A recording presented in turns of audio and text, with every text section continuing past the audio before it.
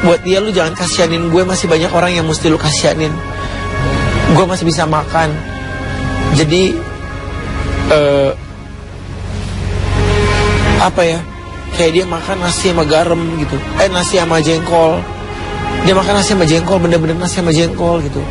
Dan terus bukan karena Jupe suka sih sebenarnya, karena itu makanan kemarin saya tahu gitu. Jadi sama dia diangetin lagi. Dan kondisi keuangan Jupe pada saat itu ya kan Mbak, kadang kan kita syuting nggak langsung syuting langsung dibayar, kan itu ada temponya, ada jangka waktunya gitu. Dan Jupe bilang ya gue masih punya duit kok, jadi gue nggak mau gitu. Waktu saya tahu saldonya dia 37.000 itu saya marah gitu. Terus saya marah banget.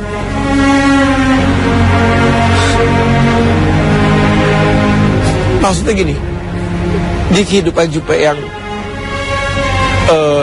sering muncul di TV, berarti kan dia habis-habisan ya Mbak. Dia habis-habisan sampai sisa uang sisa segitu gitu. Kebayang kalau jadi Jupe seperti apa. Tapi saya tahu karena saya teleponan setiap hari. Ya, saya teleponan setiap hari. Kenapa saya tahu itu? Karena pada saat itu saya mau jalan. Pas mau jalan dia nggak mau, tumben banget. Biasanya Jupe itu pasti kalau saya pas lagi break terus dia bisa juga, pasti kita ketemu. Dan nggak taunya hari itu dia mendadak. Mungkin pada saat Jupe mau pergi,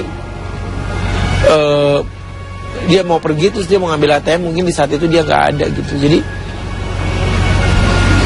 saya shock banget melihatnya gitu. Dan nggak bisa berkata apa-apalah. Pokoknya untuk Jupe banyak orang yang iya, maksudnya pemberitaan yang dia ratu sensasi lah gitu. Apa ya, saya rasa Jupe itu menghibur diri gitu. Jupe lagi mencoba menemani dengan segala kesepiannya. Kan kalau kita di lokasi syuting kayak gini, kita lupa apa yang lagi. Tapi kalau Jupe kan di rumah, bantal lagi, kasur lagi, ini lagi gitu. Jadi dia yang kayak begitu, saya yang down gitu dengernya.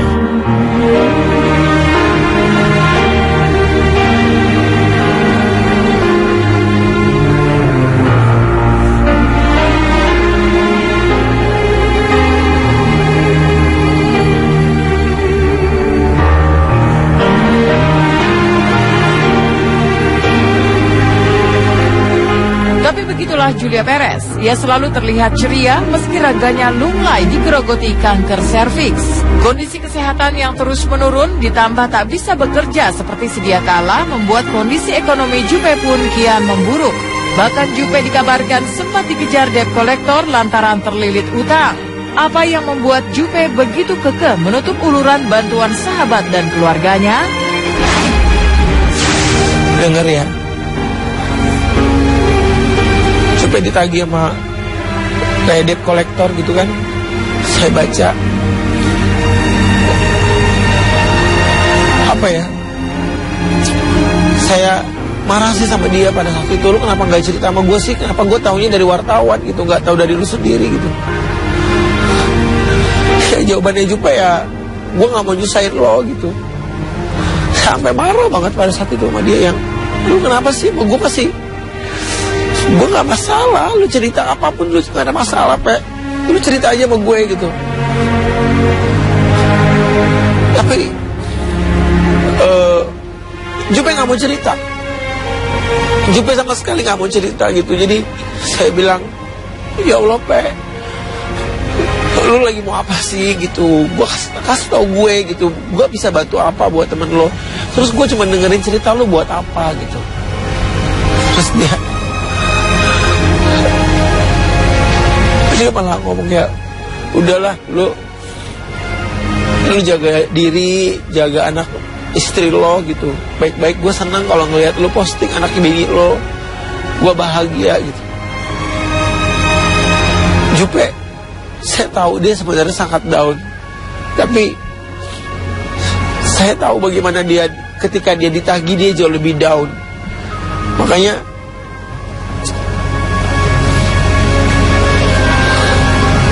apa ya, Terus saya bilang, mudah-mudahan dengan setelah lu sembuh nanti Tuhan akan mengangkat lu, derajat lu lebih tinggi lagi gitu. Tuhan, apa ya, saya kepengen Jupe sembuh sih gitu. Jadi saya selalu berdoa, ya Tuhan mudah-mudahan diangkat penyakitnya Jupe. Itu doa, itu sih yang saya inginkan saat ini. Saya tahu dia tahu kayaknya, karena yang saya tunggu tamu itu dia gitu. Tapi ternyata dia datang tanpa berpikir apapun. Dan ternyata pada saat dia datang juga dia nggak mau makan gitu. Dia nggak mau makan, lo nggak mau makan gitu. Enggak, gue makan dikit aja. Terus di take away sama dia gitu. Take away, kasih take away.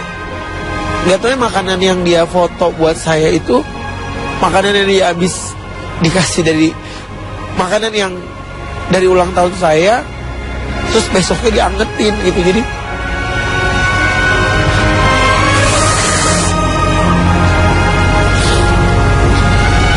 saya sangat amat menyayangi sahabat saya. Jadi terlepas dari itu, ada beberapa hal yang gak saya bisa ceritain gitu. Tapi sekarang ini kalau saya ngomongin Jupe, sayanya lagi sensitif karena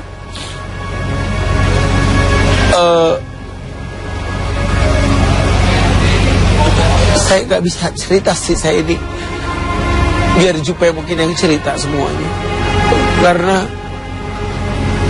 saya cuma bilang sama dia, gue cuma pengen jalan sama lu lagi gitu. Jadi biasanya kita selalu punya waktu untuk makan siang bareng. Tapi kesini Jupe ngegunain waktunya untuk dia tidur. Ya saya ngerti itu sih, karena kondisinya dia. Dan terus dia sempat datang ke ulang tahun saya, padahal dia lagi berobat, tapi